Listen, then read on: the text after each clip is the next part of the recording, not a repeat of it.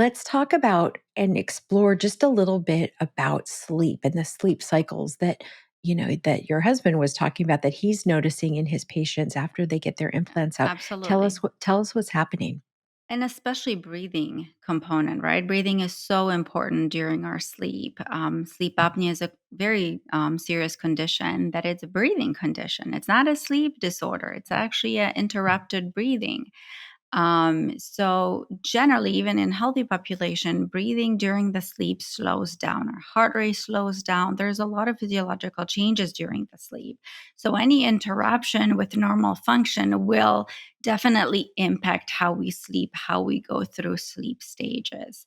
And initially, we fall asleep and we start with lighter, then deeper sleep. And then we go to third stage, very deep sleep. And typically, at the end of that deep sleep comes REM. And REM is this very important stage where our bodies are paralyzed, we're not moving, but our mind is very active. Our brain is firing. It's as active as if we were having conversation or going through daily events.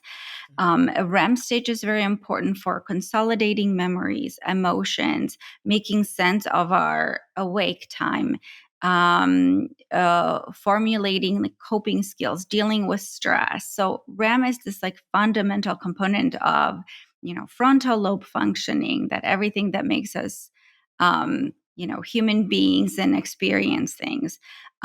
When people have interruptions in sleep, they often don't get to REM stage, or REM stage should get longer and longer as night progresses. So we cycle through these stages: 1, 2, 3 REM, and again 1, 2, 3 REM, and REM becomes longer and longer as night goes on. If we wake up all the time, if we feel uncomfortable, obviously there are interruptions in these stages, and they all play different role.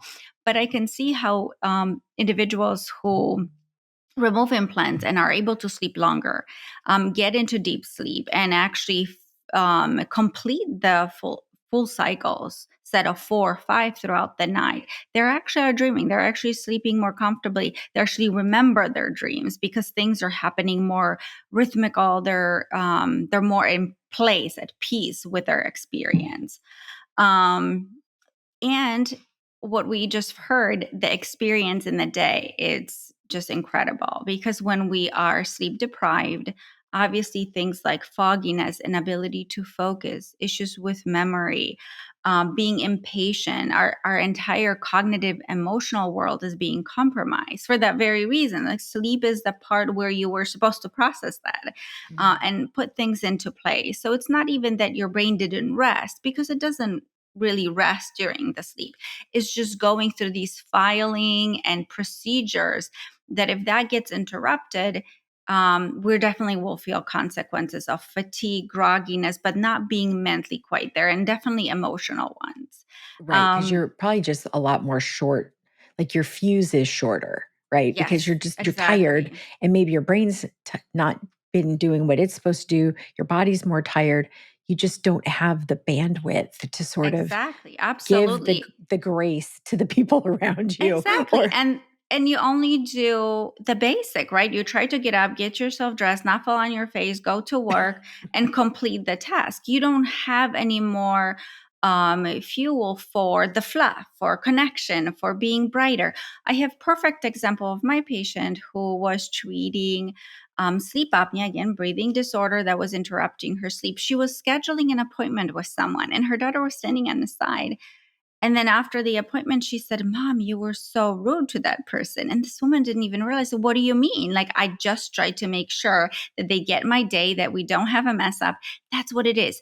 Mm, When you're running on low fumes, that's all you need to know. You need to make sure that they don't mess up, that appointment happens. So she was very short and uh-huh. not pleasant. And she didn't even think that was rude. And her daughter was just seeing that interaction and reflected back. And as she was sleeping better, she could see how she was just a different person, right? Like that brighter, like example of another person was, she's like, my husband, again, he always had odd sense of humor, she would say. And it was irritating me. I was more upset. I rolled my eyes. I said, here you go again, his thing. But after sleeping better, she had kinder look at that. She, like, oh, he's just that way. There was much more kindness in her for herself, for her experiences. What a huge difference. You can see how that can lead to sense of guilt. Always being so grumpy, how that is this precursor for just depression because you always feel so off. You always feel so blah. And sometimes there's not an obvious reasons for that. And you're upset with yourself. Why am I so angry all the time? Why am I so negative all the time? Mm. But that's why you're tanking up your gas tank halfway and hoping you're going to run to New York and back. It's just not happening. It's going to Right. be just the minimum.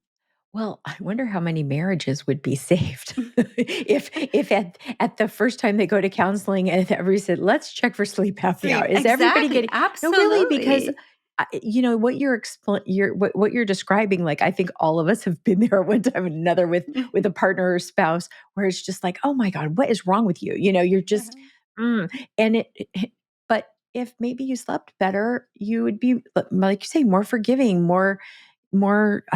give more leeway to Mhm. what's going on around you and your workplace too. And so it's interesting that the implants, if they are disrupting sleep, Mhm.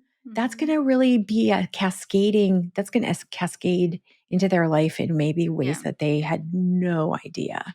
Absolutely. When treating sleep disorders, we do mention mattress, right? How comfortable you're and the pillows. I mean, this is like a certain weight on your chest, right? This is like added hurdle throughout the night. So if you have to toss and turn, find a comfortable spot. If you're waking up multiple times, it's like sleeping on a very uncomfortable mattress, right? Like that would definitely be linked to challenges with getting that recuperative sleep.